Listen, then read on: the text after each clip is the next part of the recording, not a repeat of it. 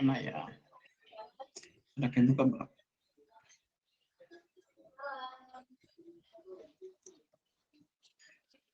Hmm. 59.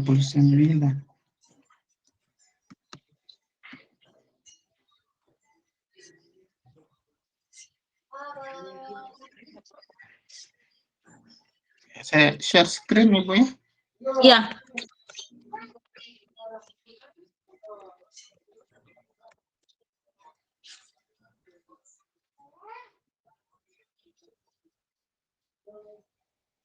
Terlihat Bu?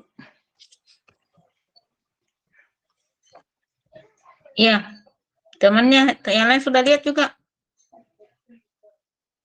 Lihat Bu. Kelihatan? Kelihatan Bu. Oke, saya mulai saja menjelaskan, Dik. Iya Bu.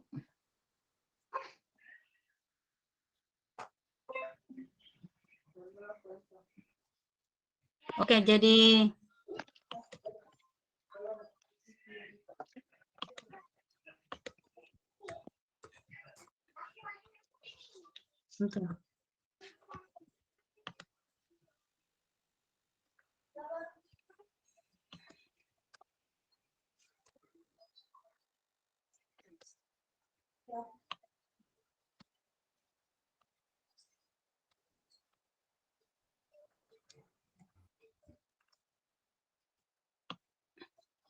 saya mulai, Medi.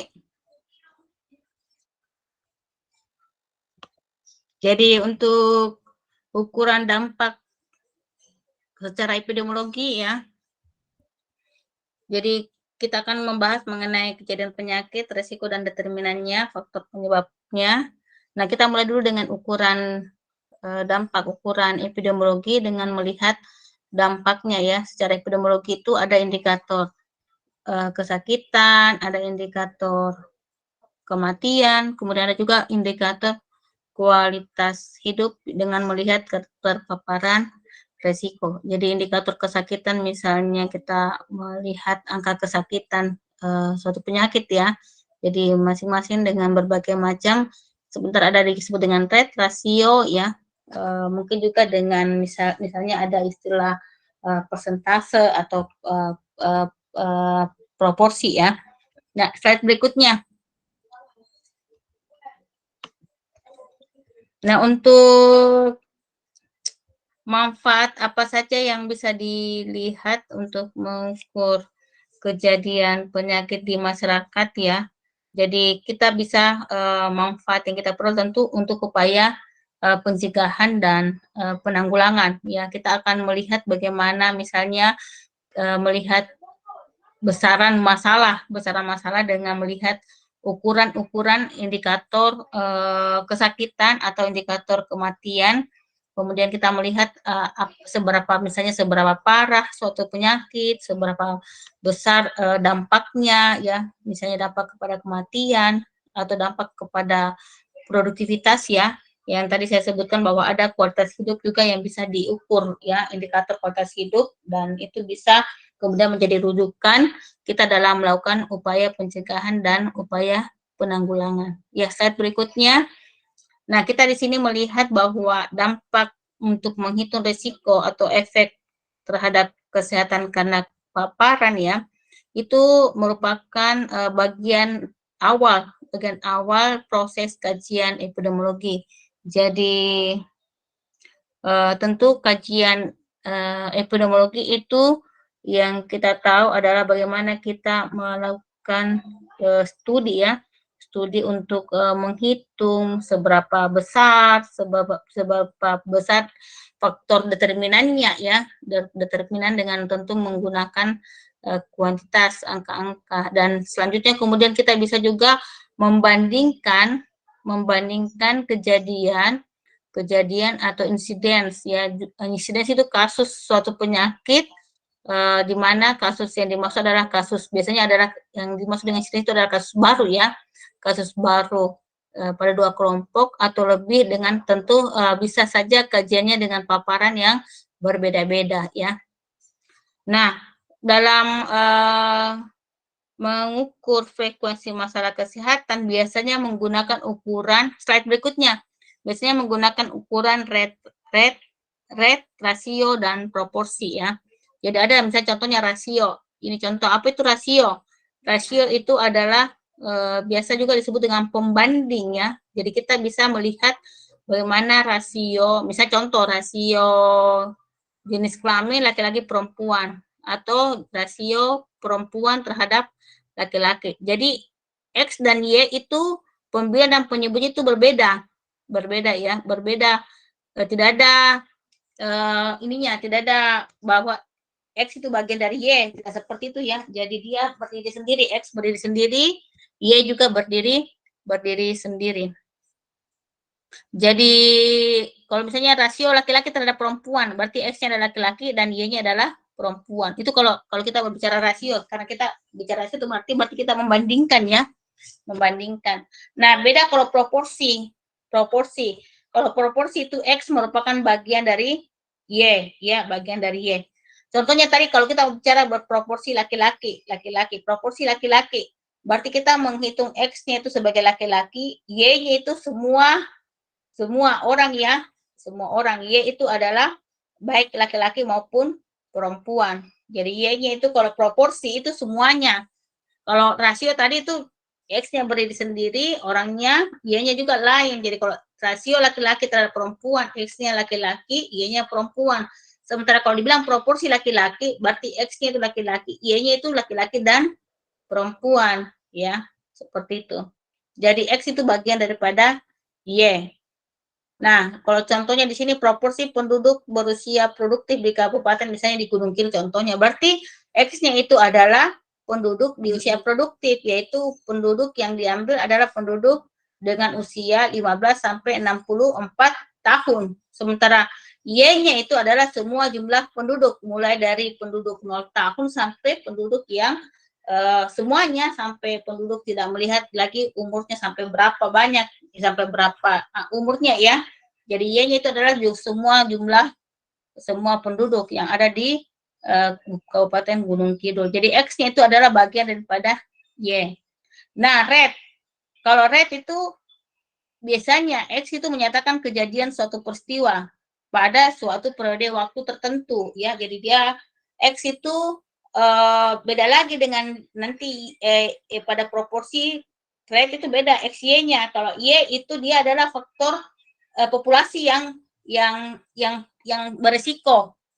berisiko terhadap apa yang menjadi yang dimaksud dengan di X itu ya.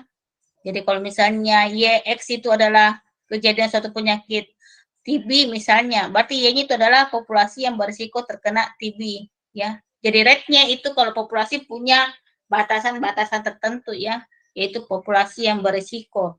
Populasi yang berisiko yang bisa jadi populasi yang berisiko itu bisa jadi X itu bagian daripada Y, tetapi nanti Y bukan keseluruhan yang ada di wilayah tersebut, tetapi bisa jadi Y yang dimaksud di sini adalah Y yang berisiko untuk terkena X itu ya, untuk terkena X. Ya, misalnya kalau kita menyatakan terkait dengan misalnya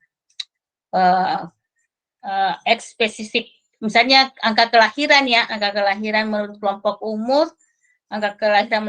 umur, berarti X-nya itu adalah jumlah kelahiran pada usia wanita produktif 15 sampai 49 tahun, berarti Y-nya itu nanti berdasarkan kelompok-kelompok umur juga yang berisiko, yang pada kelompok umur tertentu ya. Jadi tidak semua masyarakat itu punya risiko kehamilan atau melahirkan. Tidak mungkin masuk dalam Y itu adalah jumlah laki-lakinya. Nah, itu bedanya dengan proporsi. Kalau proporsi itu keseluruhan, biasanya Y itu adalah keseluruhan, sementara kalau Y pada rate itu adalah kelompok yang berisiko, ya, kelompok yang berisiko. Oke, slide berikutnya.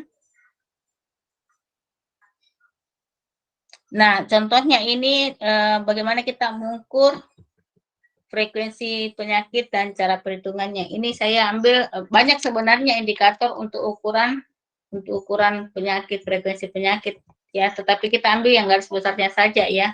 Misalnya angka incidence rate. atau biasa disingkat dengan IR. Nah, insiden itu kata kuncinya adalah kasus baru. Jadi kasus baru ya. Kalau incidence rate beda kalau nanti sebentar ada istilah prevalensi. Kalau prevalensi itu adalah kasus baru ditambah dengan kasus lama ya. Jadi nanti prevalensi itu nanti melihat insiden nanti dengan ada durasi waktu, nanti dikalikan dengan durasi waktu karena prevalensi itu adalah semua kasus yang terjadi ya berdasarkan durasi waktunya, incidence rate, tingkat incidence rate. Nah, kita bicara dulu angka incidence. X-nya itu adalah jumlah kasus baru penyakit tertentu di suatu wilayah dalam periode tertentu. Jadi kata kuncinya adalah kasus baru kalau angka incidence. Nah, kalau Y-nya itu adalah populasi yang berisiko terkena penyakit pada wilayah dan periode waktu yang sama. Konstanta itu disepakati biasanya menggunakan angka konstanta 10, 100, 1000, 10.000, 100.000, seperti itu ya. Jadi angka konstanta itu biasanya sudah ada kesepakatan, biasanya juga menggunakan paling sering itu misalnya dikalikan 100 ya. Bahasa juga tidak menggunakan konstanta, tergantung nanti bagaimana kebutuhan setiap studi yang akan dipelajari ya. Jadi bisa juga tidak tanpa nilai konstanta. Nah, sebenarnya nilai konstanta itu kenapa mesti ada nilai konstanta itu sebenarnya untuk memudahkan perhitungan. Jadi konstanta itu digunakan untuk membaca, memudahkan interpretasi hasil ya. Interpretasi hasil. Jadi kadang digunakan, kadang juga tidak digunakan. Dan kenapa ada nilai konstanta juga supaya mudah membandingkan suatu peristiwa dari satu daerah tertentu atau negara tertentu dengan daerah-negara lainnya. Jadi itu kenapa mesti ada nilai konstanta ya. Manfaat daripada nilai menghitung angka insidensi adalah untuk melihat potret masalah penyakit tertentu. Jadi kita bisa melihat gambaran permasalahan tentang suatu penyakit ya, bagi seberapa besar masalahnya ya, apakah bisa menimbulkan dampak itu bisa dengan melihat angka insidensnya. Kalau angka insidensnya besar berarti dampaknya kemungkinan bisa besar juga. Kalau angka insidensnya kecil berarti dampaknya bisa kecil ya. Nah, angka beberapa manfaat yang lainnya adalah angka beberapa periode dapat digunakan untuk memperkirakan kecenderungan dan fluktuasi penyakit. Jadi angka ini juga bisa untuk melihat bagaimana kalau kita mau mengukur insiden, biasanya juga kita melihat dalam periode misalnya dari bulan ke bulan, dari tahun ke tahun ya. Nah, itu bisa dengan kita melihat bagaimana kecenderungan yang terjadi, apakah terjadi peningkatan, terjadi penurunan, atau tetap trennya. Kemudian gunanya untuk apa? Adalah kita bisa melakukan evaluasi dalam upaya pencegahan dan penanggulangan penyakit. Kemudian juga manfaat yang lainnya kita akan melihat membandingkan angka insiden itu antar wilayah dan antar waktu. Makanya tadi saya bilang kenapa ada nilai konstanta, supaya standar untuk membandingkan satu wilayah dengan wilayah yang lain itu bisa sama ya. Jadi kita misalnya membandingkan per 100.000 penduduk, atau per 100.000 orang, atau per 1.000 orang, atau per 100 orang, seperti itu ya. Jadi harus ada sama pembandingnya per konstantanya ya. Kemudian interpretasi, tentu makin besar insiden berarti makin besar masalah penyakit tersebut ya. Saya kira itu sudah jelas ya. Selanjutnya, slide berikutnya. Nah, ini contohnya kasus DBD daerah istimewa Yogyakarta, di mana kasusnya 2006 sampai 2010. Kita melihat ada tren di mana terjadi yang warna biru itu kasus penyakitnya, penderitanya ya. Kemudian yang merah itu meninggal. Kalau kita melihat kasus biru itu terjadi fluktuatif 2006, meningkat 2007, kemudian menurun 2008 walaupun tidak jauh penurunannya. Kemudian terjadi lagi peningkatan di tahun 2009. Nah, yang paling ini 2010 ya, terjadi KLB. Sepertinya ada kasus kejadian luar biasa di tahun 2010 karena terjadi peningkatan, di mana peningkatannya tiba-tiba melonjak tinggi 2 kali lipat ya pelonjakannya.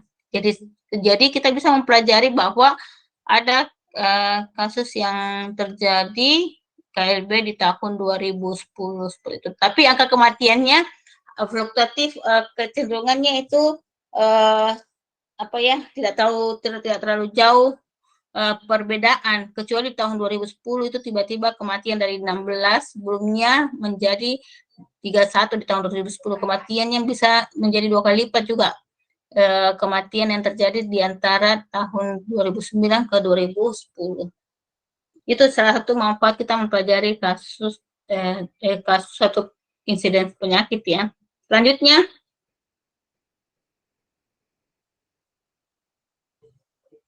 kemudian kita lihat prevalensi rate. Nah, ini prevalensi rate itu adalah kasus lama ditambah dengan kasus baru ya. Nanti keterkaitannya dengan insiden ini itu berdasarkan dengan nanti ada durasi titik prevalensi ya. Poin prevalensi itu adalah tingkat insiden dikali dengan durasi waktu. Nah, kita lihat dulu angka prevalensi. Angka prevalensi itu kata kuncinya tadi saya sudah katakan kasus lama ditambah dengan kasus baru. Jadi semua kasus itu prevalensi ya, semua kasus. Jumlah penduduk berisiko itu adalah Y-nya ya. Nah, nilai konsentrasi sama dengan di atas. Manfaat interpretasi itu kurang lebih sama ya. Manfaatnya adalah untuk mengetahui tingkat keganasan dengan melihat durasi waktu ya. Tentu semakin tinggi prevalensi berarti penyakitnya semakin ganas. Ini salah slide-nya, tidak ganas. Semakin tinggi prevalensinya satu penyakit berarti makin penyakit itu ganas ya. Karena dianggap tinggi kejadiannya. Kemudian semakin rendah durasi penyakit, semakin rendah angka prevalensi. Oke, selanjutnya, slide selanjutnya. Jadi kalau kita bicara prevalensi itu bicara durasi waktu ya. Ada durasi waktu kalau prevalensi penyakit. Oke, slide-nya. Jadi kita melihat hubungan insidence dan prevalensi. Nah, ini kalau kita melihat prevalensi, ada insidence ya. Ada insidence. Ini keterkaitannya.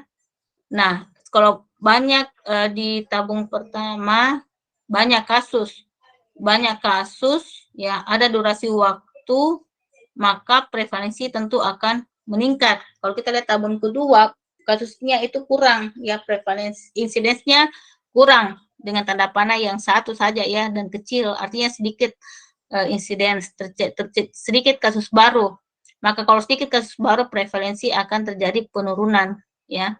Walaupun durasi waktu juga bisa ditambah tetap prevalensi menurun jika insidensnya sedikit ya, sedikit. Tentu akan terjadi penurunan kalau kita perpanjang durasi waktunya. Prevalensinya juga akan kelihatan semakin menurun ya, karena kasus baru itu kejadian yang muncul itu rendah. Kalau kita bandingkan dengan di tabung pertama, di mana prevalensi meningkat akibat dari adanya insidens yang besar, penyakit yang kasus baru itu muncul dengan jumlah yang besar. Saya kira ini jelas keterkaitannya ya. Oke, selanjutnya slide berikutnya. Nah, kalau kita lihat prevalensi itu adalah incidence rate dikali dengan durasi waktu. Ya, itu keterkaitannya. Bahwa kalau kita mau menghitung poin prevalensi, titik prevalensi, itu adalah sama dengan tingkat incidence atau incidence rate dikali dengan adanya durasi waktu. Ya, apakah pakai PR, prevalensi rate, atau pakai P, sama dengan incidence kali durasi waktu. Slide berikutnya, ini keterkaitan antara prevalensi dan incidence. Selanjutnya, nah ini ada attack rate. Attack rate ini angka serangan. Jadi angka serangan itu maksudnya begini, cara menghitungnya itu X itu adalah jumlah kasus penyakit sejak ditemukan kasus penyakit pertama sampai dengan berakhirnya masa inkubasi kasus terakhir penyakit tersebut dalam kelompok masyarakat terancam di wilayah tertentu. Maksudnya begini, kita mendapatkan kasus itu menghitungnya, pembilang itu adalah jumlah kasus penyakit sejak ditemukan kasus penyakit pertama. Jadi yang dimulai itu adalah menghitung kasus pertamanya sampai dengan menghitung kasus terakhir. Kasus terakhir itu dengan muncul gejala ya, berakhirnya masa inkubasi kasus terakhir itu adalah X-nya.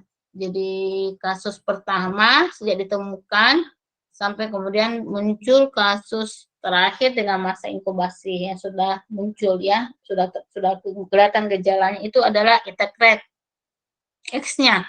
Y itu adalah jumlah penduduk yang terancam.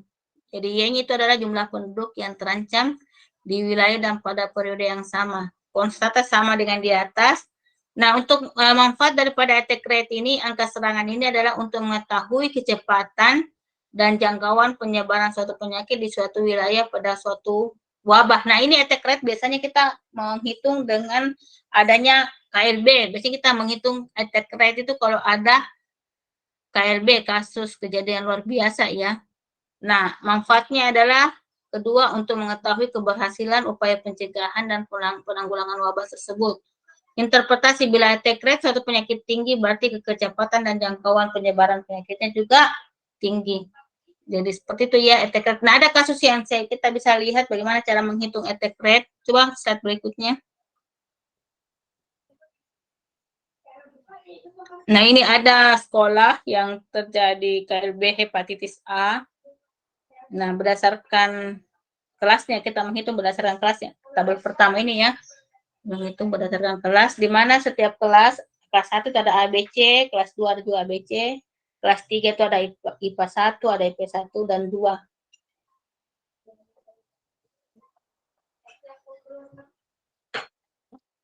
Jumlah murid di setiap kelas itu berbeda-beda. Jumlah kasus ditemukan ya, juga berbeda-beda di setiap kelas. Nah, kita menghitung persentase kasus dengan attack rate-nya. Ya. Cara menghitung attack rate bagaimana? Angka X-nya yang mana ya? Jumlah kasusnya ya. Kelas 1A dulu. Bagaimana dapat 15,8 attack rate-nya?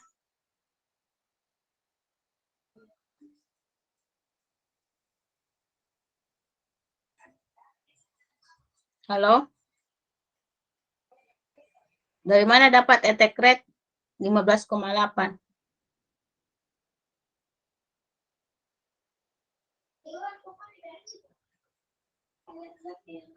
Ada yang bisa memberikan jawaban?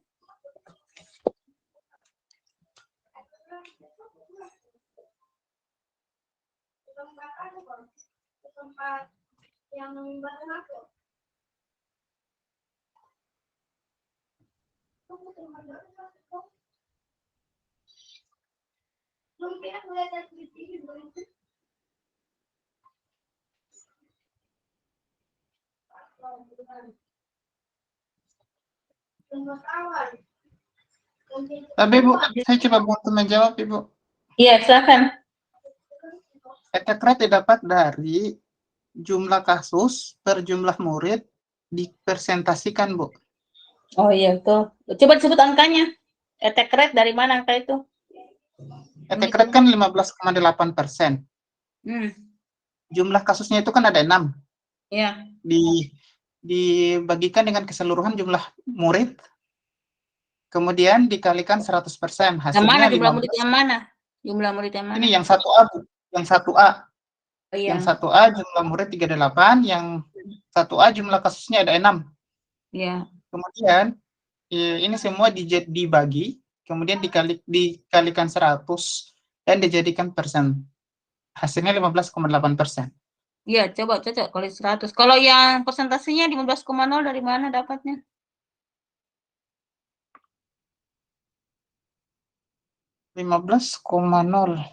Persentasenya.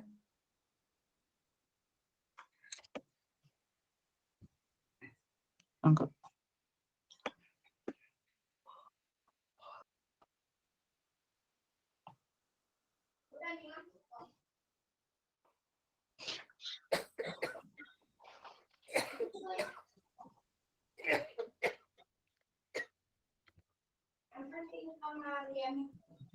Ada yang lain jawab yang lain dulu, ya, yang lain.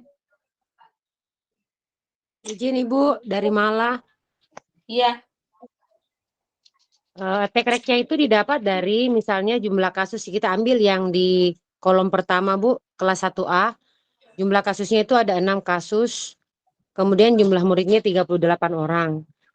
Jadi 6 ini kita bagi 38 dikalikan 100%, dikalikan 100. Jadi dapat kita attack rate-nya itu 15,78 sekian, kita bulatkan menjadi 15,8. Kalau persentasenya ini mungkin karena mungkin capaiannya targetnya yang harus dicapai segitu Bu, 15%.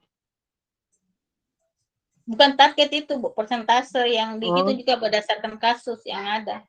Tapi cara menghitungnya bagaimana kalau persentase data seperti itu? Ada yang lain?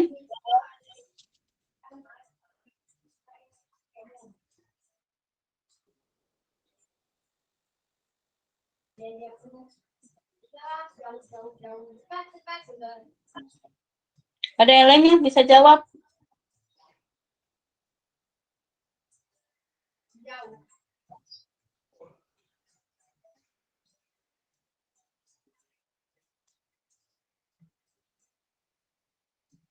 Ayo, yang lainnya. Kenapa bisa dapat 15,0%, 15%?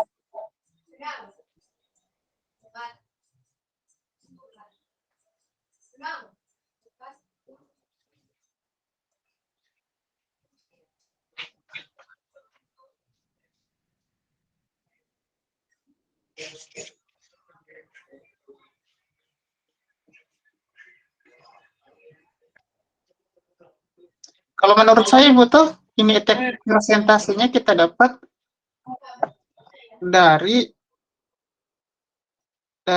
ini attack rate, cuman koma-komanya di belakang tidak diambil. Enggak, bukan begitu. Ada perhitungannya. Ayo yang lain dulu, tolong berpikir apa? Oh, iya. Dari mana 15,0? Ada perhitungannya juga. Mudah sih sebenarnya. Cuman nggak tahu apakah kalian bisa ditemukan tidak.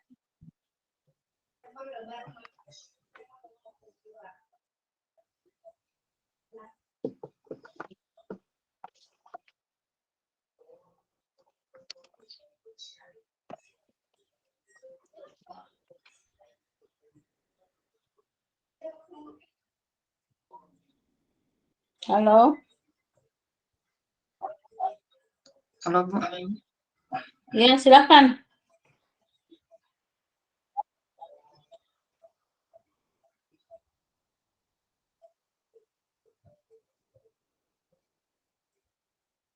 Ada yang bisa jawab? Nggak ada yang bisa dapat 15,0 itu dapat dari mana? Ini ada Efrianti angkat tangan, Ada, silakan. Ibu. Saya, Ya. Bu. Saya juga. Kan di dalam tabel ini kan misalnya contoh kasusnya kan dapat presentasinya 2,5 ya. Jadi kalau dia jumlah 6 kasus jadi 2,5 dikali 6 dapatnya 15. Ibu Dari Sofi, mana? Bu. Saya belum paham tadi Efrianti bagaimana. Yang lain Ini dulu, coba bukan saya dulu. Misalnya kan yang jumlah kasus, misalnya kalau perhitungannya jumlah kasusnya 1 itu presentasinya 2,5 ya Bu. Iya. Ya. Jadi kalau misalnya 6 kasus itu jadi 2,5 dikali 6 dapatnya 15. Bukan di situ perhitungannya. Yang Sofi, lain, maaf Bu. ya. Sofi coba. Tadi Sofi coba menghitung dari jumlah kasus dipersenkan 100 dibagi jumlah murid dari kelas A dapatnya 15%, 15%,7. Presentasinya mungkin dibulatkan 5,0% Bu, karena kan kita bulatkan kembali kan ini kan presentasi 100%, jadi dibulatkan semua menjadi 5,0% Bu, kalau menurut Sofi, Bu. Belum saya tangkap. Maksudnya perhitungannya 15% itu dari mana? Dari angka berapa ke berapa gitu. Langsung Jumlah kasus 6, jumlah kasus dari kelas A kan 6 Bu, dikalikan 100%. Terus dibagikan dari jumlah murid 38 Bu, dapatnya 15,7% Bu. itu jumlah itu attack rate-nya itu. Oh, attack rate-nya ya. Yang saya tanya persentasenya 15,0% itu dapat dari mana? Oh, siap Bu, nanti hitung lagi mana. Ada yang lain tahu?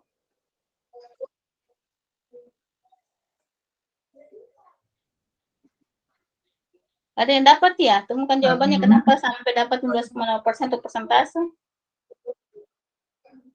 persentase belum Belum ada yang dapat? saya bingung Bu, gimana? Udah sih, kasih besar mungkin nanti saya kasih tahu kita. Tapi ingat, tolong diingat ya. Iya, Bu. Kasih besar dulu maksudnya PPT-nya. Gini, Bu. Temennya sudah lihat ya. Jadi ini angka persentase itu dapat dari mudah sebenarnya perhitungannya, cuma saya tidak tahu, mungkin tidak fokus ya. Jadi jumlah kasus di setiap kelas itu kan 1A yang kita mau hitungnya 6 kasusnya, totalnya itu 40. Jangan dulu itu. Totalnya kan 40. Jumlah murid yang ada di SMU itu kan 40. Lihat totalnya di mana? Jumlah kasus total. Sorry, jumlah Total kasus totalnya di 40. mana? Ya, jumlah kasus totalnya itu yang 40 ya. 40, Ya. jadi 6 bagi 40, 6 bagi 40 kali 100, itu adalah persentase kasus di kelas 1A dapat 15%. Oke, Bu.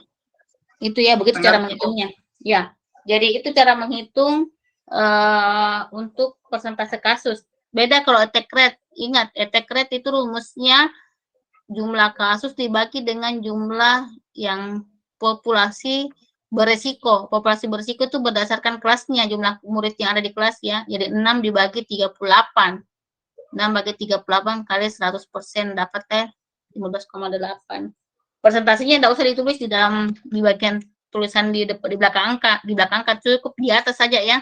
Kemudian persentase kasus itu 6 bagi 40. 6 jumlah kasus dibagi dengan jumlah keseluruhan ya. Makanya nanti persentase itu jumlah di bawahnya itu semua 100%. Karena pembaginya itu adalah jumlah kasus ya. Sementara attack rate tidak harus 100%. Karena attack rate itu dihitung berdasarkan jumlah kasus dibagi dengan jumlah beresiko. Nah, 11,46 dapat dari mana itu? 11,46. Jumlah attack rate totalnya itu attack rate di sekolah ini pertanyaannya berapa attack rate di attack rate hepatitis A di kelas di SMU ya, itu 11,46. Dari mana dapat hitungnya itu? Jumlah total kasus dibagi jumlah total murid dikali 100, Bu. Ya, itu 40 dibagi 349 kali 100. 40 bagi 349 kali 100, Bu. Ya, kalau yang 100% itu dapat dari jumlah ditambah ya, ditambah dari atas. Ya. Atau 40 bagi 40 kali 100% atau ditambah dari atas sampai ke bawah, itu jumlah 100% itu. Oke, tabel berikutnya tolong diingat saja cara menghitung persentase ya. Beda persentase kasus dengan beda attack rate.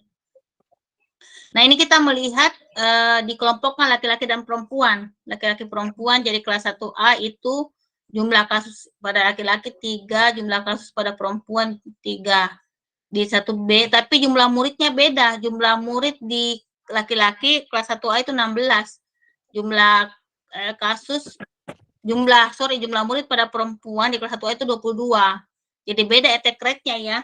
Attack rate yang 18,75 itu adalah attack rate laki-laki di kelas 1A. Itu 18,75. Sementara 13,63 itu adalah attack rate perempuan kasus hepatitis di kelas 1A. Beda angkanya ya. Nah, kalau kita melihat polanya, kita melihat di setiap kelas itu yang mana lebih banyak beresiko, lebih tinggi attack rate-nya, laki-laki atau perempuan? Perempuan. Perempuan sih. Laki-laki. Laki-laki. Iya, laki-laki ya. Jelas sekali kelihatan. Jelas kelihatan. Kalau kita lihat perbandingan attack rate laki-laki perempuan, yang mana lebih tinggi angkanya? Laki-laki. Laki-laki ya. Laki-laki lebih tinggi dari attack rate perempuan. Iya, betul. Attack rate laki-laki itu lebih tinggi daripada attack rate. Jadi artinya kalau kita melihat serangan ini, angka serangan hepatitis, kasus hepatitis KLB itu lebih banyak pada laki-laki daripada pada perempuan. Nah, itu pun juga totalnya kita lihat attack rate pada sekolah ya, di sekolah itu 18,57 dan laki-laki, kalau perempuan 6,69. Kita lihat juga di setiap kelas itu ternyata laki-laki cenderung lebih tinggi attack rate-nya. Nah, ini bisa kita menginterpretasikan data informasi ini bahwa angka serangan itu lebih banyak pada laki-laki daripada pada perempuan. Kira-kira kenapa? Siapa yang bisa jawab analisanya kenapa bisa laki-laki lebih tinggi angka serangannya? Siapa yang bisa kemukakan jawabannya? Siapa yang bisa tahu?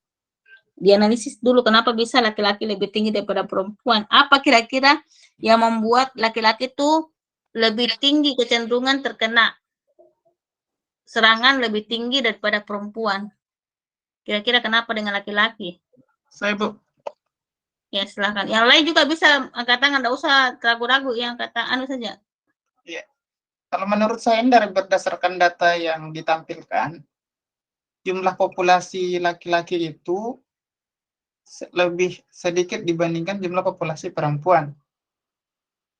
Sehingga attack rate dari kasus hepatitis ini lebih banyak terjadi sama laki-laki. Begitu.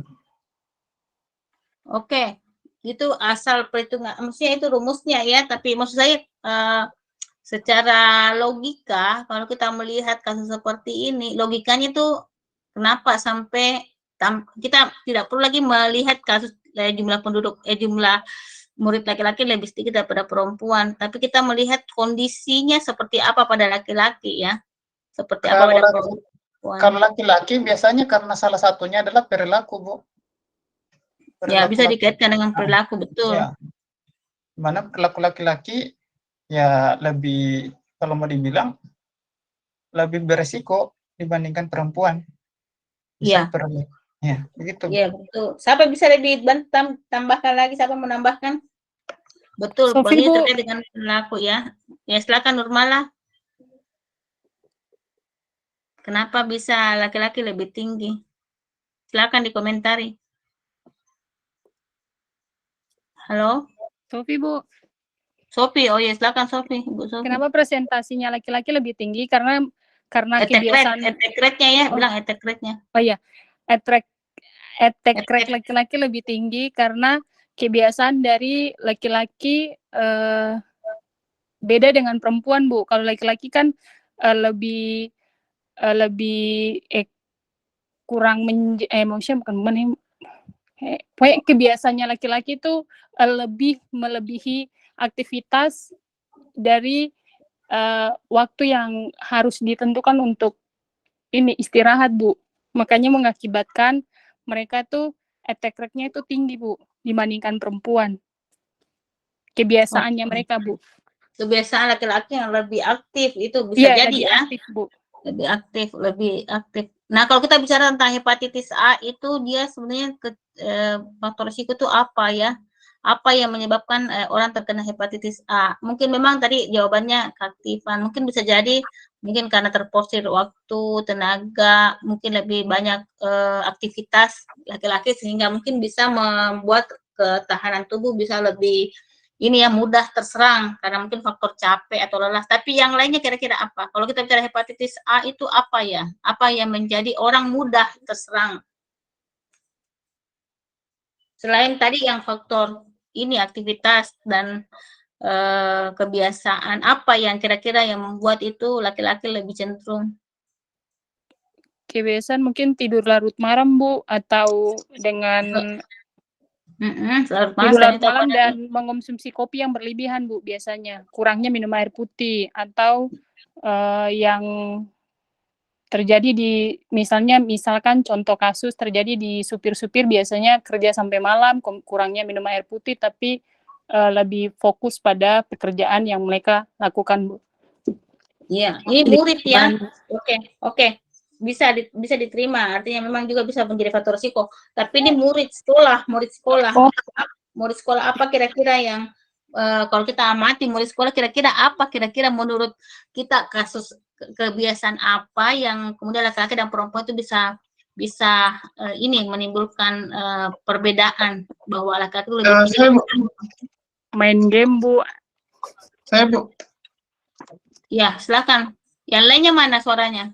Kalau yang terjadi sama siswa, terutama yang laki-laki, biasanya salah satu perilaku yang kurang baik dari siswa laki-laki itu adalah kurang menjaga kebersihan. Dimana kan kita tahu sendiri kalau hepatitis A itu penyebabnya itu adalah virus. Jadi kalau kita kurang menjaga kebersihan, itu bisa menyebabkan daya tahan tubuh kita itu mudah turun. Kemudian kebiasaannya juga laki-laki itu, siswa laki-laki itu biasanya suka pakai barang bersama. Misal itu handuk, alat mandi ya, alat mandi, terus yang alat pemotong kuku, kemudian sikat cukur, begitu. Ya, Kalau yang terjadi pada siswa, Bu. Kemudian kadang-kadang juga itu kalau menurut saya, Bu, yang terjadi pada siswa. ya. Jadi betul, jadi ini bisa jadi risiko ya bahwa ada perilaku laki-laki perempuan memang yang berbeda. Laki-laki dari segi personal hygiene itu biasa mereka tidak terlalu lebih detail memperhatikan. Beda kalau perempuan, biasanya seperti tadi itu misalnya menggunakan barang bersama, atau ini lebih cenderung laki-laki itu seperti itu, makan bersama ya. Jadi mereka itu dengan tanpa memperhatikan personal hygiene, lebih care itu perempuan, lebih memperhatikan itu perempuan. Jadi lebih rendah dia attack rate-nya, karena perempuan tuh lebih tahu personal hygiene, lebih tahu bagaimana dia menjaga kebersihannya dibandingkan dengan laki-laki. Laki-laki itu lebih cenderung ya kurang hygiene, kurang lebih itu istilahnya lebih tidak jijik untuk memakai bersama. Bahkan kalau misalnya jajan itu mereka tidak terlalu memperhatikan. Kalau perempuan kadang dia merasa lebih memperhatikan, lebih jijik kalau dia ada barang yang dipakai bersama ya. Seperti itu. Memang ada perilaku yang kebiasaan laki-laki dan perempuan yang berbeda, dan kemudian ternyata laki-laki punya resiko lebih besar terkena karena itu tadi ya. Oke, saya kira cukup. Slide berikutnya. Nah, konsep epidemiologi penyebaran penyakit ya, kita lihat bahwa ya selanjutnya bahwa ini ada pendekatan epidemiologi. Saya pernah jelaskan tentang host agent environment di Karena, Bu, oh ya, mungkin tidak terlalu usah, ini terlalu banyak saya bahas ini. Pernah saya jelaskan slide berikutnya lagi karena saya ada ingin menjelaskan slide berikutnya. Dilompati saja Mas Juni. Ya, ini ya konsep segitiga epidemiologi, bahwa sehat itu kalau terjadi keseimbangan antara host agent, di mana host agent itu berada pada environment ya.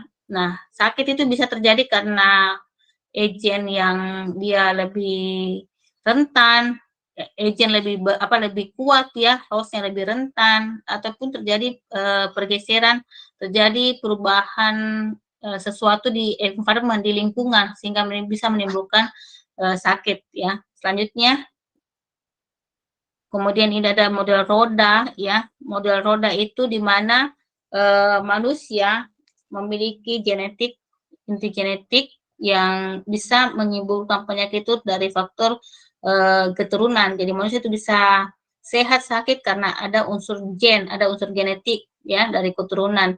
Kemudian dari unsur keturunan juga bisa dipengaruhi sehat sakit manusia itu dari faktor lingkungan. Nah, lingkungan sosial, lingkungan fisik, lingkungan biologis itu bisa berputar, bisa berubah ya, bisa berubah, dinamika terjadi sehingga manusia itu bisa terjadi kadang sakit, bisa sehat ya. Itu karena adanya perubahan-perubahan lingkungan yang seperti roda berputar ya. Seperti itu pun juga dengan pada unsur genetik, tapi lebih besar peluang perubahan itu terjadi pada lingkungan ya. Jadi besar kontribusi lingkungan dalam mempengaruhi derajat kesehatan manusia. Itu model roda. Selanjutnya slide berikutnya. Nah, ini model jaring-jaring atau sarang laba-laba, di mana manusia itu bisa sakit karena berbagai macam faktor resiko. Ada faktor resiko 1, F1, F2, F3, F4, dan seterusnya. Dan kontribusi manusia sakit itu bisa saling interaksi faktor resikonya ini ya. Seperti jaring laba-laba bisa saling terkait ya. Jadi antara F1, F2, F1, F3, F1 ke F4 bisa saling kait mengait ya, saling terkait. Begitupun F2, F3 dan seterusnya. Jadi dalam setiap faktor risiko itu bisa memberikan saling kontribusi, saling mempengaruhi sehingga manusia itu bisa berpeluang menjadi sakit ya. Jadi di sini model jaring-jaring saling laba-laba, faktor risiko itu bisa saling mempengaruhi sehingga bisa saling berinteraksi ya. Jadi antara satu penyebab dengan penyebab yang lain bisa saling berinteraksi untuk kemudian bisa menguatkan, bisa juga melemahkan sehingga bisa terjadi sakit seperti itu. Oke, slide berikutnya.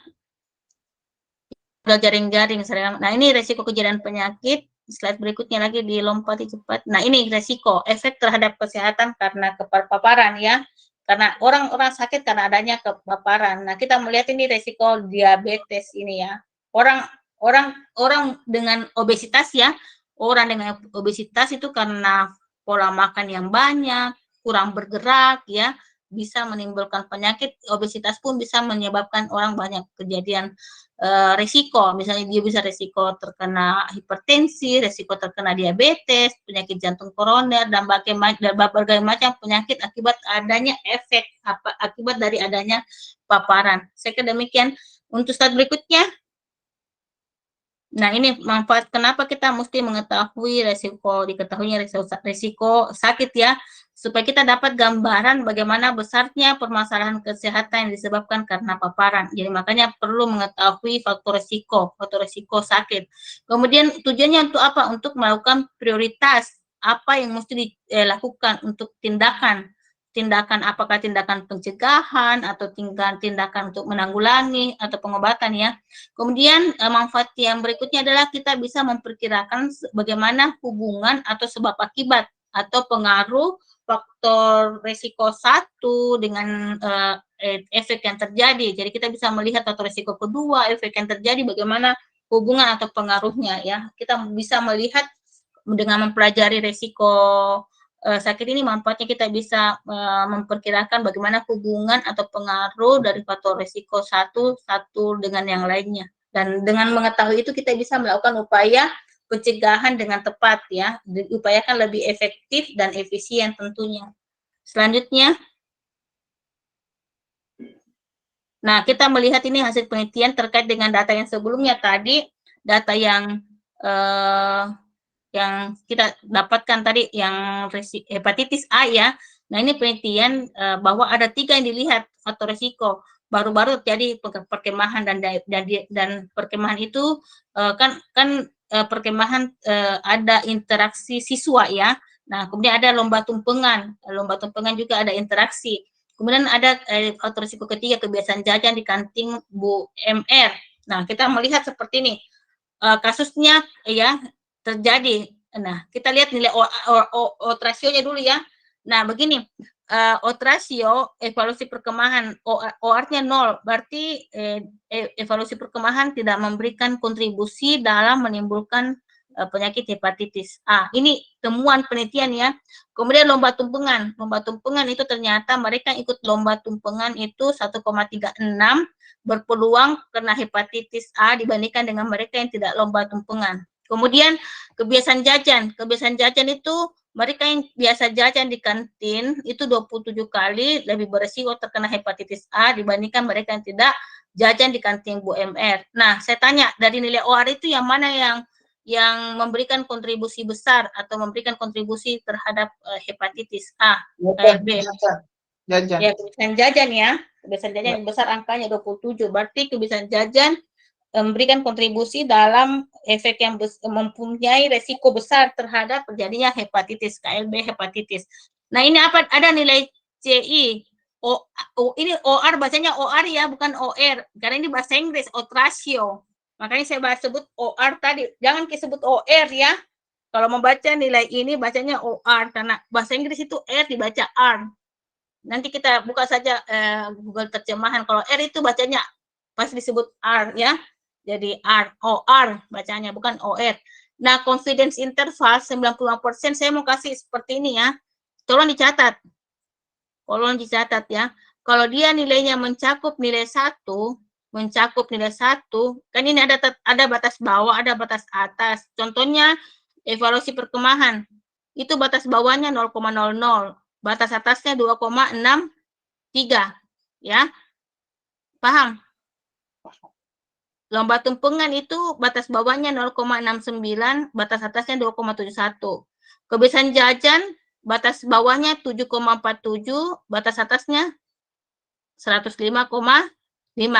Nah, di antara batas atas dengan batas bawah jika ada nilai 1, artinya disebut biasa istilah mencakup nilai 1, ada nilai 1 yang dilewati dari batas atas ke batas bawah, berarti tidak signifikan. tidak signifikan. Kalau tidak signifikan berarti tidak memberikan pengaruh, berarti bukan faktor risiko itu. Ya. Coba kita lihat evaluasi perkemahan itu 0,00 ke 2,63 ada tidak nilai 1 dilewati? Ada, ada ya? Ada. Iya, kalau dia mencakup nilai 1 berarti tidak beresiko. Kalau dia mencakup nilai 1 berarti tidak bermakna atau tidak beresiko. Tidak bermakna atau tidak beresiko. 0,69 ke 2,71 itu ada tidak mencakup nilai 1? Ada. Ada ya? Berarti tidak beresiko atau tidak bermakna. 7,47 ke 105 itu ada tidak dilewati nilai 1? Maksudnya mencakup nilai 1? Tidak ya? Tidak ya? Tidak. Ya, tidak mencakup nilai 1. Kalau tidak mencakup nilai 1 berarti dia berisiko atau bermakna. Nah, itu nilai OR, nilai confidence interval 90% dengan nilai P sebelah paling kanan ya, itu nanti saling relevan. Jadi kadang orang memunculkan nilai ini, kadang dia hanya munculkan nilai OR dengan confidence interval saja atau nilai P. Kadang juga mereka munculkan tiga-tiganya dan relevan itu nilainya. Artinya sama-sama punya makna bahwa kalau ini beresiko, maka yang lainnya juga punya nilai makna yang sama ya. Jadi yang beresiko di sini adalah kebiasaan jajan karena nilai OR-nya 27 besar. Kemudian ternyata lomba tumpengan ada nilai OR-nya 1,36 tapi ternyata tidak signifikan ya. Jadi nilainya memang kecil, tidak signifikan. Artinya lomba tumpengan tidak memberikan risiko, bukan faktor risiko terkena hepatitis murid yang ada di SD tersebut. Bukan lomba tumpengan, bukan evaluasi perkemahan, tapi kebiasaan jajan. Nah, kita lihat nilai P ya. Tolong dicatat nilai P. Kalau nilai P-nya 0,05 ke atas, kalau nilai P-nya nilainya di atas 0,05 berarti tidak signifikan. Tidak signifikan berarti bukan faktor risiko ya, atau bukan, tidak ada hubungannya.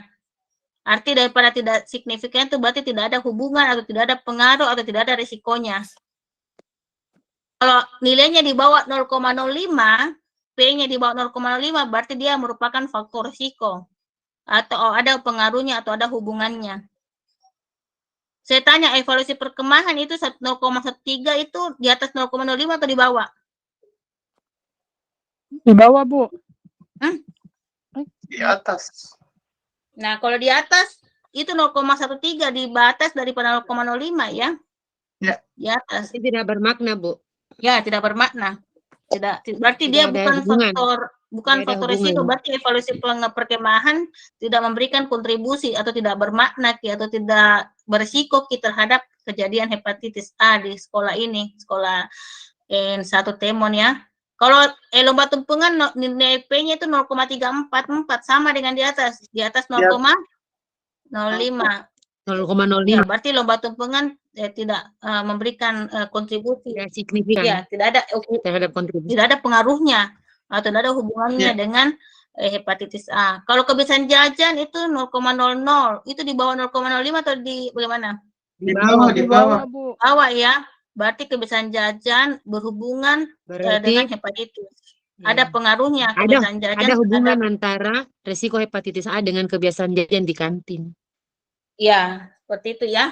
Jadi seperti itu. Jadi tolong dicatat tadi itu makna nilai P, confidence interval ya, itu memberikan interpretasi kapan dikatakan signifikan, kapan dikatakan tidak signifikan. Kalau tidak signifikan berarti tidak ada, kalau tidak signifikan tidak ada pengaruh atau tidak ada hubungannya, tidak ada faktor resikonya ya. Ya. Nah, ini untuk penelitian cross sectional study case control dengan cohort. Ini kan kita bukan saya mengajar, Di. Nanti saya jelaskan ini, Di. Nanti karena jam 3 kita ada materi lagi. Persiapan untuk materi apa lagi? Seminar Kesmas, Di. Seminar Kesmas jam 3. Cuman saya itu ada jam 4 lagi mengajar di jadwal non reguler S1. Jadi saya bisa percepat nanti nih. Saya masuk saja dulu, Di. Saya langsung masuk saja. Karena kita sama aja orangnya toh. Sama aja. Iya, oke, saya bagi.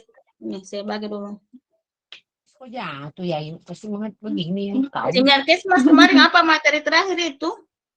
Masih perkenalan, Bu. Belum pernah masuk? Belum pernah, Bu.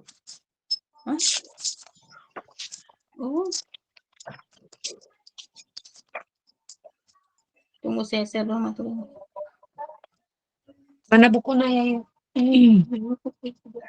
Belum pernah saya masuk masalah badan disease Indonesia. Belum, Bu. Belum, Bu. Oh.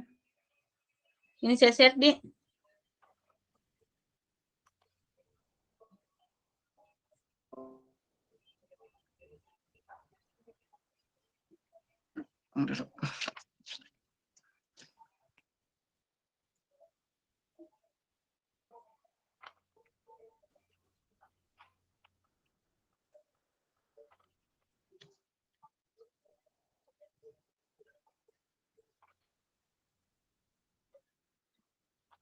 Ya, sudah saya share. Sudah, Bu? Sudah saya share Tiano di ketua tingkat Pak Marsuni. Ya, tunggu, Bu, saya lihat dulu.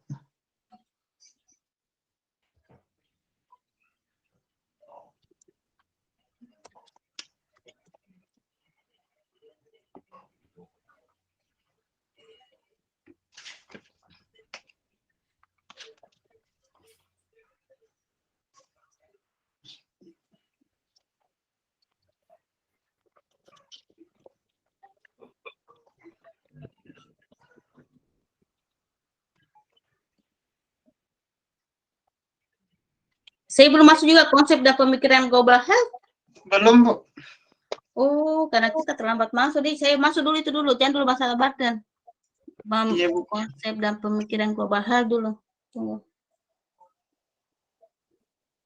Oh, saya kira pernah masuk saya. Belum, Bu. Jangan sebentar dulu.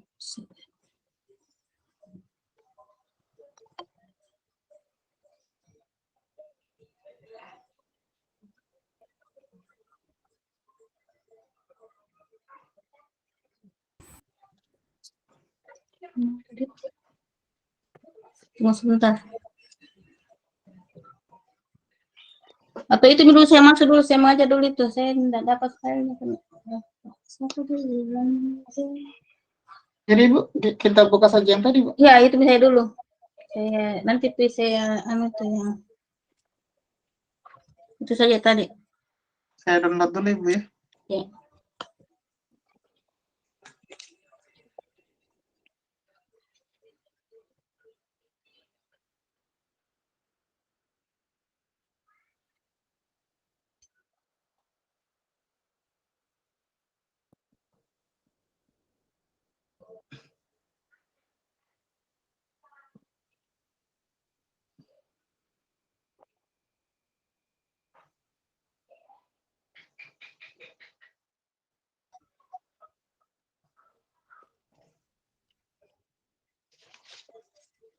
Kenapa 11 orang yang bergabung ini? Irkaan, Mas ini?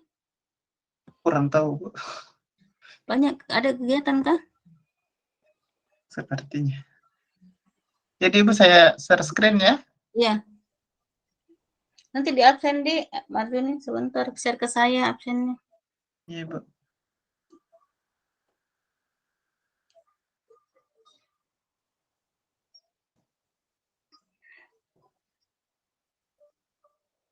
Terlihat, Bu? Ya, yang lainnya lihat ya. Sudah, Bu. Kelihatan. Aman, Bu, terlihat. Aman. Oh iya. Oke. Kita mulai dulu ya. Sebenarnya sudah asan, tapi tidak apa-apa kita slide dulu ya sedikit. Ini masalah burden disease Indonesia ya, masalah penyakit dengan permasalahan. Ada istilah triple burden disease, ada dulu double burden ya. Jadi kejadian permasalahan yang bersamaan gitu muncul ya. Jadi kita punya permasalahan beban ya, beban itu yang awalnya double burden sekarang sudah bukan lagi double tapi sudah menjadi triple burden ya. Apa saja permasalahannya? Kita buka slide berikutnya. Nah, ini sudah menjadi triple burden ya. Dulu mungkin pernah mendengar istilah double burden ya. Pernah kita dengar itu ya. Sebenarnya tetap sudah, Bu. Ya, sebenarnya sama permasalahan itu, double dengan triple burden disease ya, 3 beban penyakit. Kita tahu istilah transisi epidemiologi. transisi epidemiologi itu di mana terjadi pergeseran pola penyakit yang dulunya itu banyak penyakit menular. Ini bukan cuma terjadi di Indonesia, tapi juga di dunia ya. Terjadi pergeseran beban yang dulu itu beban kita lebih banyak ke penyakit menular. Jadi kasus-kasus tinggi itu ke penyakit menular. Nah, sekarang transisi epidemiologi terjadi ke arah penyakit tidak menular ya. Jadi lebih banyak beban kita ke penyakit-penyakit tidak menular. Nah, sekarang kasus kanker, kasus penyakit jantung koroner, kasus penyakit stroke itu terjadi peningkatan dan kecenderungan justru ranking penyakit itu lebih banyak. Sekarang pergeserannya itu lebih banyak justru terjadi pada penyakit-penyakit tidak menular ya. Kemudian itu beban pertama. Sekarang kemudian muncul beban yang kedua, yaitu kita belum selesai dengan penyakit menular, penyakit tidak menular itu tinggi, meningkat ya, kemudian tiba-tiba lagi muncul ancaman penyakit infeksi baru. Yang baru-baru ini adalah penyakit infeksi baru, misalnya ini nampak gini, oke. Ya, misalnya sekarang ini yang kita baru-baru alami penyakit infeksi baru COVID ya, yang baru-baru kita rasakan COVID. Nah, sebenarnya bukan cuma penyakit COVID yang juga terjadi sebelumnya ya, ada juga yang terjadi penyakit beban yang infeksi yang lain ya, macam flu burung ya, walaupun juga bukan baru sekali, tetapi juga masih dalam kasus yang dianggap penyakit yang dulu pernah tiba-tiba ada serangan flu burung itu ya. Sekarang ada kondisi di mana kita terkena coronavirus juga ya, dan itu pun juga sebenarnya penyakit tersebut adalah hasil menurut penelitian merupakan terjadi perubahan genetik virus sebelumnya ya, dan menimbulkan penyakit baru ya. Kemudian kita masih banyak juga PR untuk penyakit menular yang lain yang belum selesai, misalnya katakanlah ada TB ya, apalagi TB dengan adanya TB yang obat itu menjadi resisten obatnya. Jadi kita dengan TB model baru ya, kemudian ada penyakit HIV/AIDS yang kita belum selesai ya. Kemudian masih banyak penyakit-penyakit menular yang kita masih menjadikan itu sebagai suatu program yang kita belum selesai gitu, belum tuntas permasalahannya.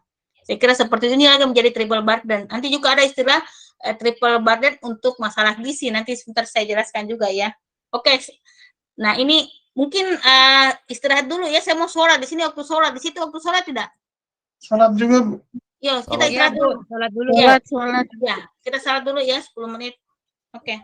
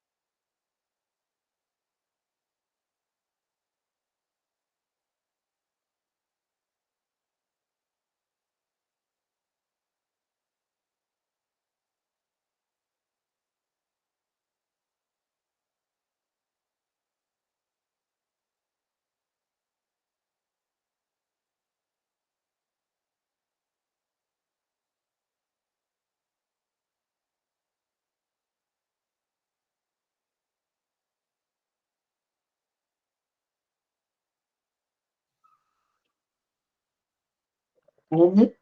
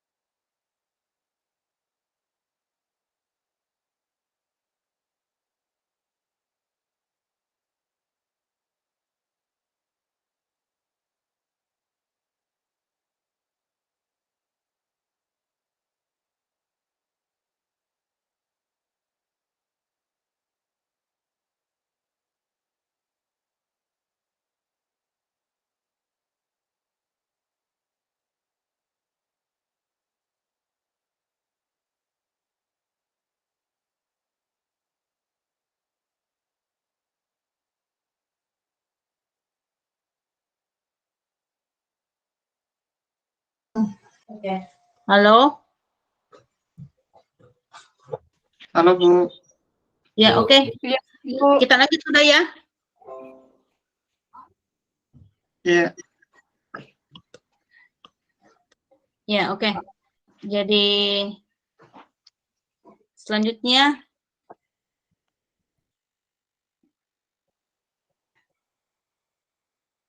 kita melihat data yang ada ya.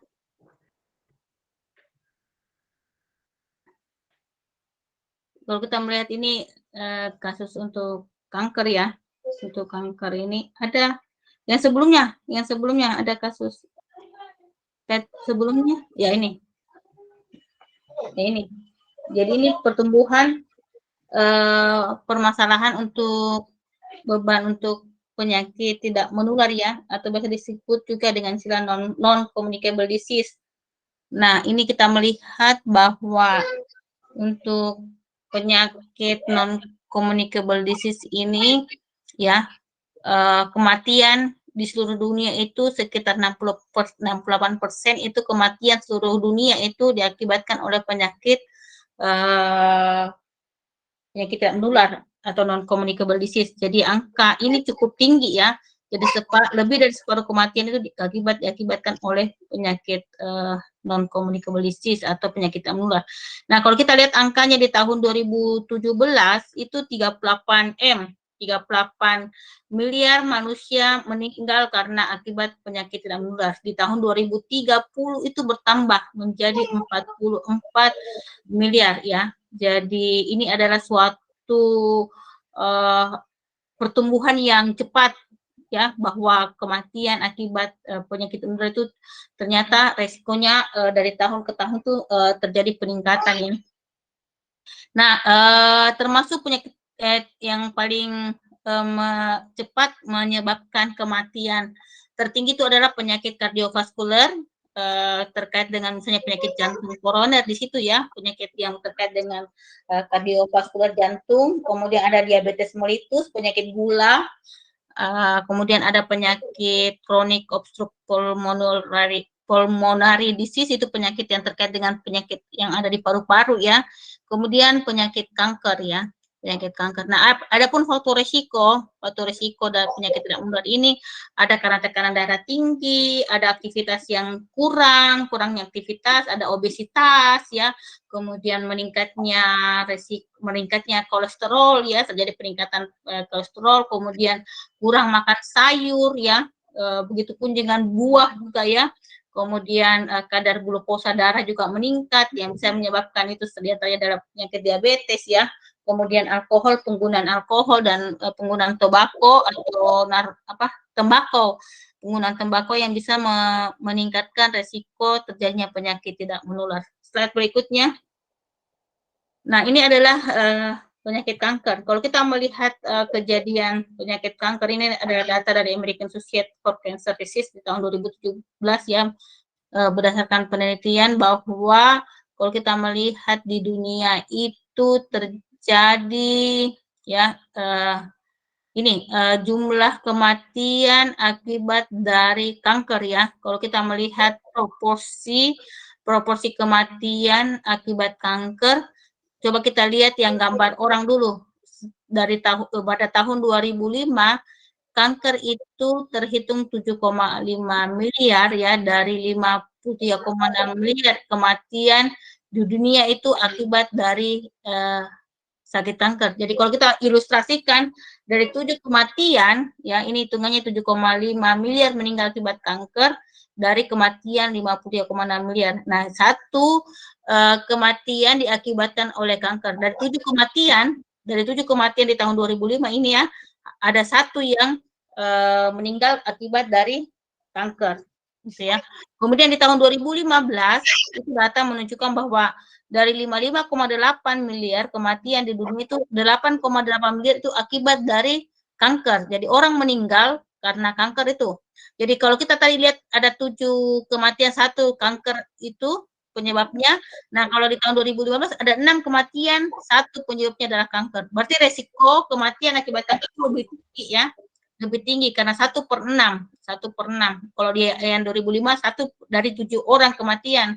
Nah, ini 1 kematian dari 6 kematian itu adalah satunya adalah karena kanker. Berarti tinggi sekali kasus kematian diakibatkan oleh kanker ya. Nah, kita melihat ini data yang ada warna biru, warna hijau, itu data tadi yang menunjukkan bahwa adanya kasus kanker ya, 2015 itu 15,2 miliar kasus kanker, dan kematian warna hijau itu 8,8 miliar kematian karena kanker. Nah, diestimasi di tahun 2035 itu akan terjadi peningkatan kasus kanker 24 miliar dan kasusnya, dan kematian akibat kanker itu 14,6 miliar. Jadi kasus itu akan terus bertambah. Ini adalah contoh adalah kasus yang kanker yang kecenderungannya juga terjadi peningkatan ya. Oke, slide berikutnya. Nah, ini adalah 10 problem permasalahan atau konsentrasi yang terkait dengan permasalahan kesehatan masyarakat ya. Ada 10 hal yang menjadi catatan bahwa ancaman Kesmas itu meningkat secara signifikan baik frekuensi maupun ukuran karena adanya kasus alkohol ya, kemudian adanya makanan yang tidak safety ya. Food safety itu semakin ini kita coba lihat buah pun juga, buah impor itu juga tidak bisa dijamin keamanannya ya, keamanannya karena mereka mendatangkan buah itu dalam waktu tidak juga waktu yang singkat, itu butuh transportasi, butuh waktu, proses waktu, dan mereka menggunakan pengawet ya. Katanya ada lilin yang bisa mengawetkan buah sehingga tidak cepat terjadi pembusukan. Nah, itu yang beresiko buat kita konsumsi kalau kita tidak tahu cara mengkonsumsi yang baik ya. Kemudian adanya obat-obatan, pelayanan kesehatan, hubungan dengan pelayanan kesehatan ya. Kemudian adanya penyakit hati, penyakit jantung dan stroke, kemudian ada HIV yang tidak selesai, kemudian adanya kecelakaan yang terjadi ya, kecelakaan kendaraan, kemudian nutrisi, asupan nutrisi, aktivitas fisik dan obesitas ya, adanya juga overdosis penggunaan obat, kemudian kehamilan remaja ya, kehamilan remaja itu kalau usia dini itu kehamilan, perkawinan, pernikahan dan kehamilan di usia remaja itu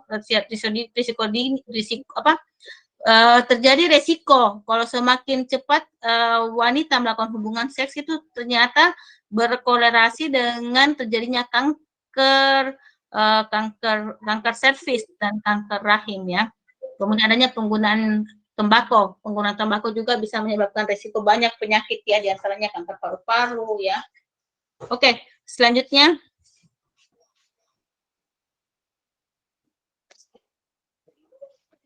Kemudian kita melihat progres di Indonesia kejadian ya menurut data WHO di tahun 2017 kita melihat datanya ini jumlah penduduk di tahun tersebut ini adalah diperkirakan ya 288 juta di Indonesia dan ternyata kematian akibat penyakit menular itu sebesar 73%. Dari jumlah kematian total 1.340.000 ya, dan ternyata kematian itu lebih awal gitu ya, kematian terjadi resikonya itu kematian lebih cepat, usia kematian akibat dari penyakit tidak menular ini risikonya bertambah sebesar artinya dibandingkan dengan kejadian sebelumnya ya, itu sekarang sebesar 27%. Apa artinya? Berarti kita ada sesuatu hal yang mesti diupayakan ya, pencegahan, penanggulangan ya. Karena kalau kita melihat kematian itu cukup tinggi untuk Indonesia. Kalau tadi data dunia 68% kematian akibat kematian penyakit tidak menular, ternyata di Indonesia justru lebih tinggi, 73% kematian akibat dari penyakit tidak menular. Tunggu sebentar ya.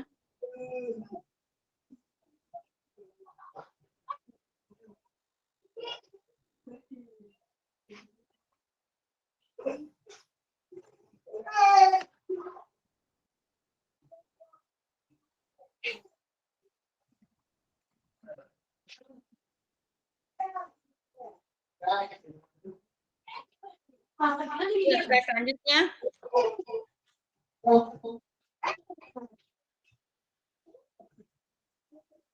Ya, kita melihat perubahan beban penyakit. Nah, kita lihat pergeseran terjadi ya. Bisa diperbesar ini. Fokus pada hilang. Tunggu ya, bentar. Nah, kita lihat ini ya. Peringkat tahun 90 itu ISPA, TB, diare. Jadi ranking 3 itu masih penyakit menular ya. Jadi ranking penyakit itu masih didominasi dengan penyakit-penyakit menular, ISPA, tuberkulosis, diare ya. Ada penyakit malaria ya. Kemudian ya, ini tahun 90 pun juga sebenarnya sudah banyak penyakit tidak menular, tapi lebih cenderung berada pada urutan tertinggi itu pada ISPA, TB, dan diare. Nah, kita lihat tahun 2010, 20 tahun kemudian. Nah, stroke ternyata sudah menduduki urutan pertama. Walaupun tuberkulosis penyakit menular masih urutan kedua, ya, tapi kita melihat terjadi penurunan diare, ya, yang tadinya nomor 3 menjadi nomor 4, stroke yang tadinya nomor 4 menjadi nomor 1, ya. Di tahun 2010. Nah, kita lihat di tahun 2015.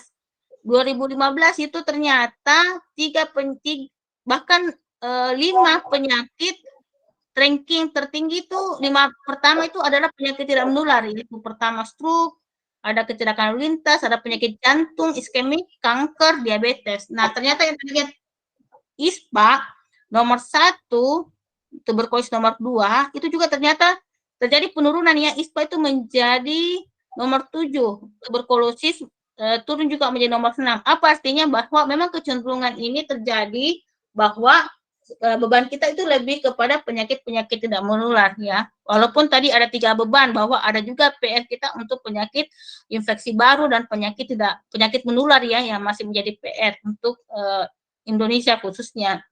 Oke, selanjutnya. Nah, kita lihat ini 10 penyebab kematian tertinggi di Indonesia ya. Nah, ternyata di tahun 2014 itu stroke menduduki urutan pertama untuk kematian. Penyebab tertingginya adalah stroke, kemudian jantung dan pembuluh darah, kemudian ada diabetes dan komplikasi 6,7%. Jadi 3 urutan tertinggi kematian itu diakibatkan oleh penyakit tidak menular, yaitu stroke, jantung dengan diabetes. Kemudian disusul dengan TB ya. Kemudian TB adalah penyakit menular, hipertensi masih dengan urutan tertinggi, urutan kelima itu adalah penyakit tidak menular. Kemudian ada juga ISPA ya, ISPA. Jadi kalau kita lihat ini kecenderungan memang lebih banyak ke penyakit tidak menular ya, urutan tertinggi dalam kejadian penyakit akibat dari stroke jantung.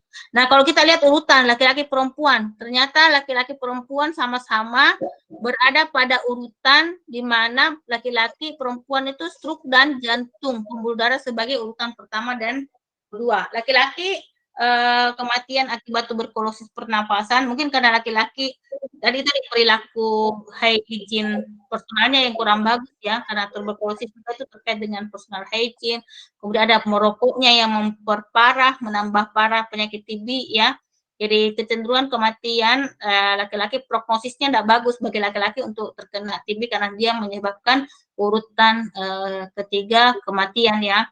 Kemudian ada ISPA, diabetes dan komplikasi. Kalau perempuan itu, kalau kita lihat urutan 4 urutan pertama itu penyakit tidak menular, ada stroke, ada jantung, ada diabetes, hipertensi.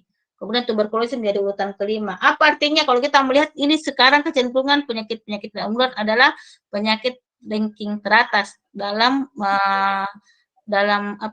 penyakit yang ada di Indonesia, juga kematian akibat dari penyakit tidak menular. Oke, slide selanjutnya.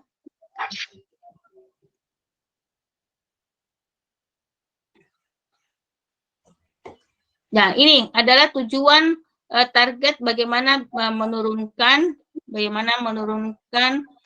kematian prematur mortality. Oke, kita turunkan 20% itu dengan ada target bagaimana mengupayakan penurunan kematian dini ya, kematian dini akibat dari penyakit tidak menular. Jadi ada targetnya itu bagaimana bisa mengupayakan penurunan 25% tersebut, yaitu dengan cara ya yang pertama misalnya penggunaan tobacco atau tembakau rokok ya, itu bisa menurun sebesar 30%. Kemudian penggunaan alkohol ya, itu juga turun penggunaannya di 10%. Kemudian tekanan darah tinggi bisa diturunkan sebesar 20%. Kemudian aktivitas fisik yang tidak aktif, yang tidak bergerak ya, itu diturunkan juga 10%. Kemudian penggunaan garam itu dikurangi sampai 30%. Kemudian obesitas itu kalau perlu tidak ada peningkatan, 0% peningkatan obesitas. Kemudian 80% itu adalah bagaimana memberikan pengobatan, melakukan pencegahan dan penanggulangan ya, memperbaiki upaya pelayanan, misalnya dengan mengukur tekanan darah, itu dikontrol ya, itu sebesar 80% diperbaiki. Kemudian penggunaan terapi obat dan upaya pencegahan supaya tidak mengalami penyakit jantung dan stroke itu sebesar diperbaikannya adalah sebesar 50%. Kalau ini dilakukan itu bisa menurut global NCD target itu bisa menurunkan di tahun 2025 itu prematur mortality itu bisa berkurang sampai 25% dengan upaya seperti ini ya. Oke, selanjutnya.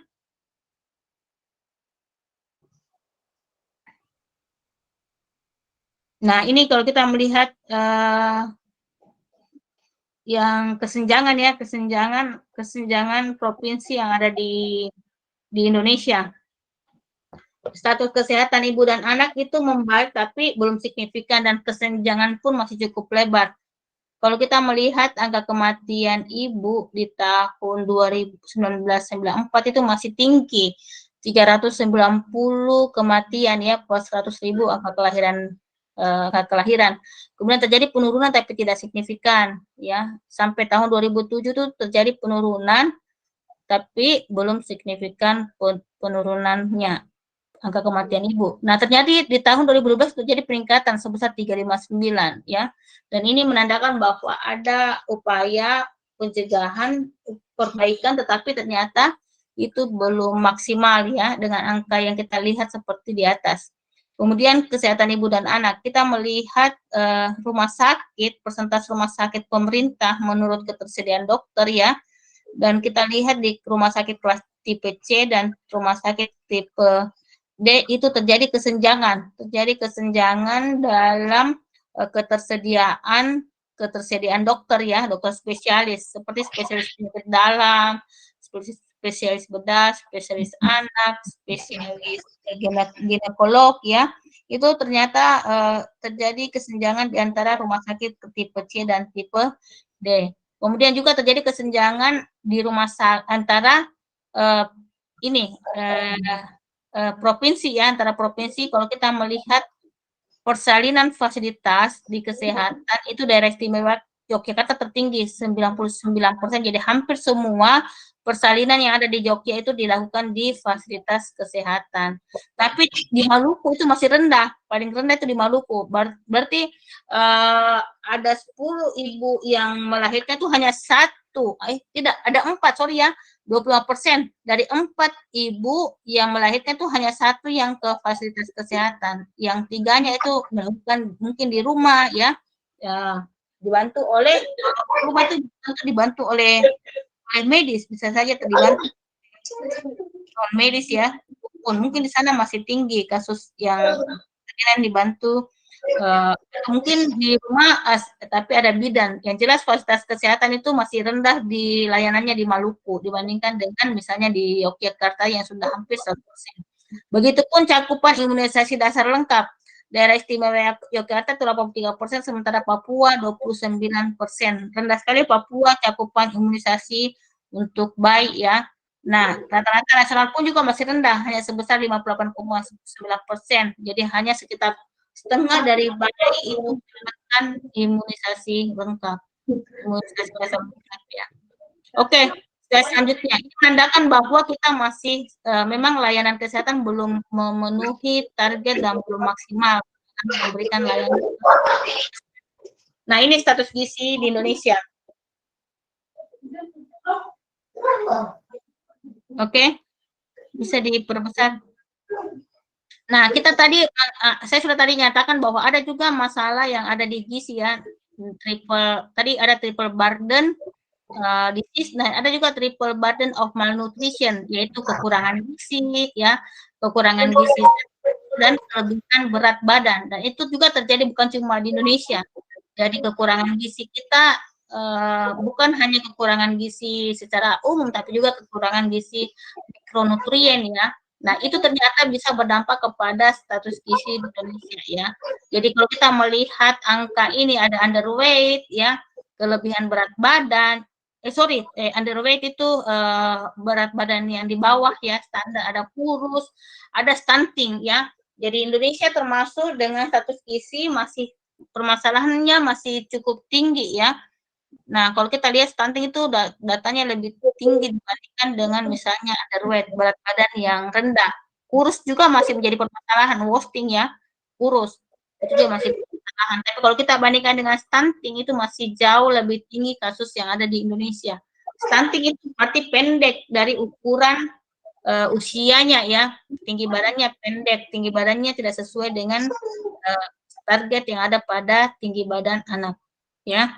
Nah, kualitas kecukupan gizi belum memadai tercermin dari tentu kekurangan gizi dan stunting pada bayi yang masih tinggi. Sehingga Indonesia itu belum mencapai target MDGs.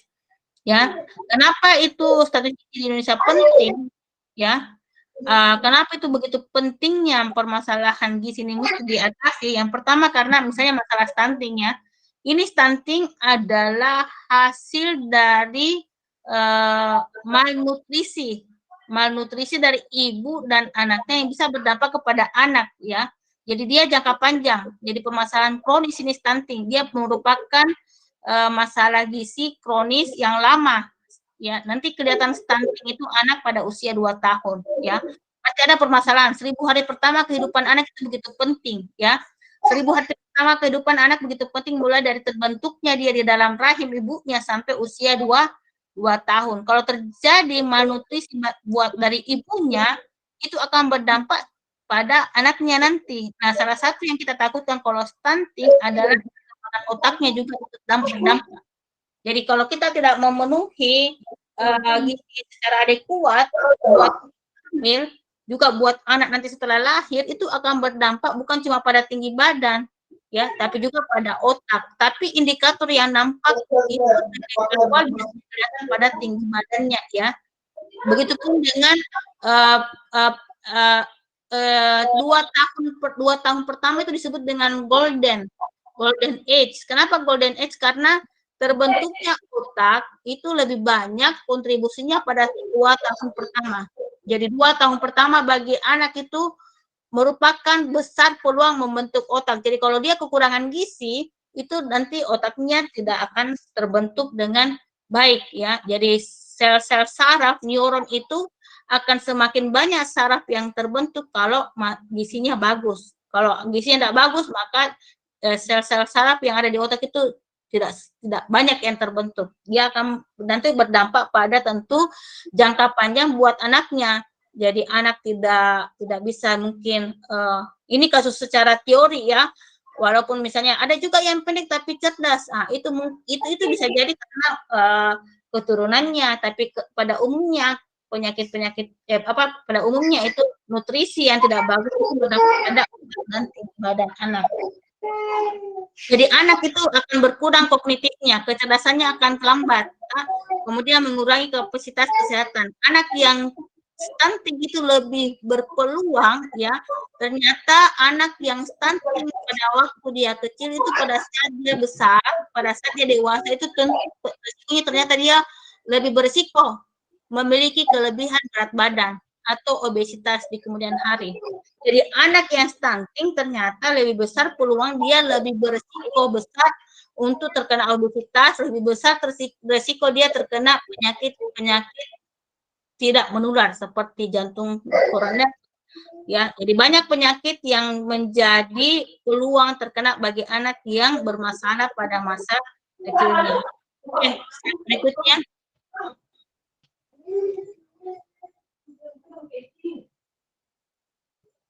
Nah ini layanan primer, kalau kita melihat layanan kesehatan itu sudah lebih baik, relatif sudah baik kecuali untuk Indonesia Timur. Ya untuk layanan primer, misalnya layanan primer itu yang ada di puskesmas ya, atau di klinik itu sudah lebih bagus. Tapi masih ada PR pemerintah untuk wilayah Indonesia Timur, masih ada gap atau kesenjangan antar daerah. Kemudian layanan sekunder itu memprihatinkan, dari Sabang sampai Merauke masih ada warna merah ya. Kalimantan masih banyak warna merahnya, Sulawesi juga masih ada warna merahnya, daerah Indonesia Timur juga masih ada warna merahnya, masih banyak daerah Papua ya. Dari daerah Maluku juga masih ada PR merahnya, daerah ini juga Nusa Tenggara ya masih banyak PR-nya. Kalau Jawa warna hijau untuk layanan rumah sakit ya, rumah sakit. Jadi seperti itu. Jadi kita masih banyak layanan sekunder yang masih mengkhawatirkan kecuali daerah Jawa. Sumatera pun juga masih banyak yang warna merah dan kuning. Jadi masih banyak layanan kesehatan yang masih menjadi perlu pembenahan oleh pemerintah jika ingin meningkatkan derajat kesehatan. Ya, kalau di puskesmas itu sudah lumayan lebih baik. Sekira selanjutnya lagi. Nah, ini kita lihat MDGs dan SDGs terkait kesehatan. Ya, ini SDGs merupakan penyempurnaan dari MDGs. Jadi ada beberapa poin yang terkait dengan kesehatan ya. Ini ada 17 poin ya, SDGs dan ini saling terkait dan ada beberapa yang terkait dengan permasalahan kesehatan. Slide berikutnya. Nah, kita lihat nanti slide berikutnya ini ada ini ada 3 pada poin 3 ini adalah good health and well-being ya. Jadi bagaimana memberikan kesehatan bagus dengan tentu layanan terbaik ya. Jadi ada 17 itu tapi untuk kesehatan itu ada di poin nomor 3. Kuncinya ada di poin 3, bagaimana memberikan layanan ya kehidupan yang lebih baik, kemudian bisa mempromosikan kesehatan dan sehat untuk semua ya, universal coverage, sehat untuk seluruhannya. Nah ini, oke, selanjutnya SDGs yang ketiga ya, kita punya untuk kesehatan, bagaimana menggalakkan hidup sehat, mendukung kesejahteraan untuk semua usia.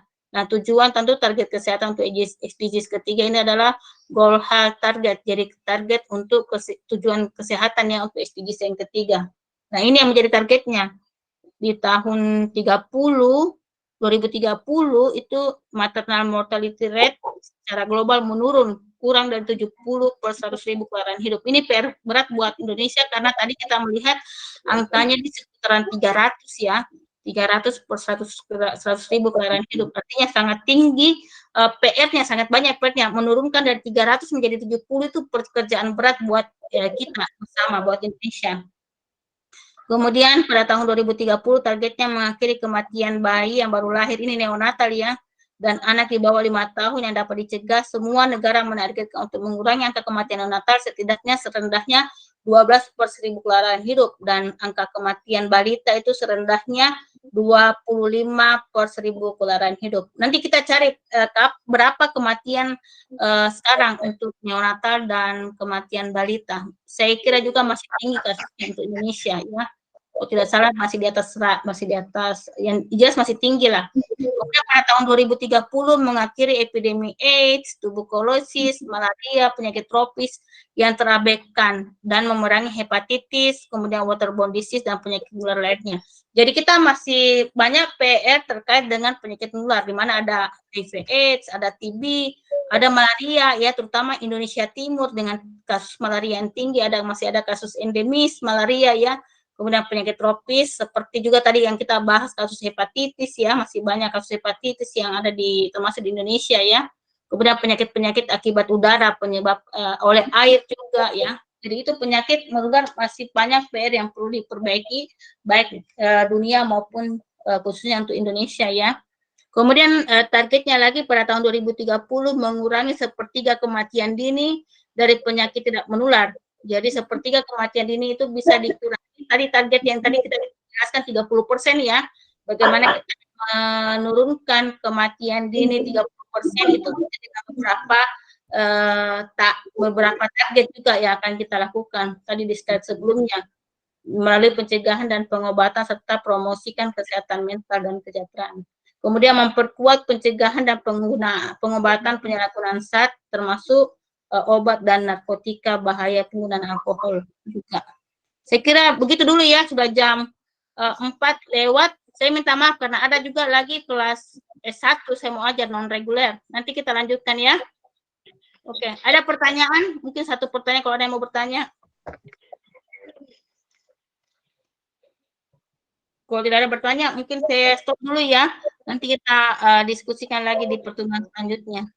Nanti tolong, Iya, Ibu. tolong ini absennya nanti kita buat ya. Nanti kita. Iya Bu, iya Bu. Oke, makasih banyak atas waktunya semuanya. Assalamualaikum warahmatullahi wabarakatuh. Terima kasih. Waalaikumsalam warahmatullahi wabarakatuh. Terima kasih, Bu. Terima kasih, Bu. Sore Bu.